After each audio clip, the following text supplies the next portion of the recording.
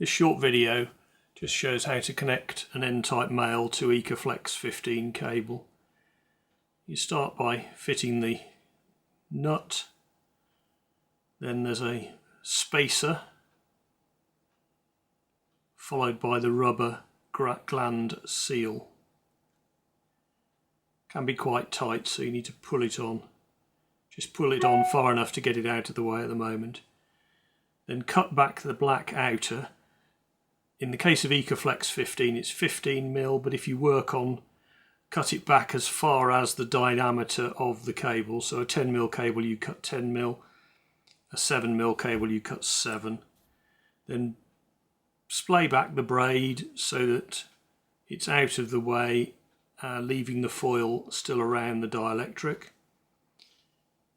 Insert the top hat, which slides then between the braid and the foil, and push it right in, and then pull the gland, spacer and nut up hard behind the top hat.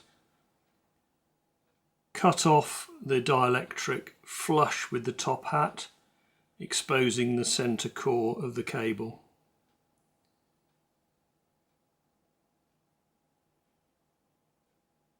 Insert the PTFE spacer,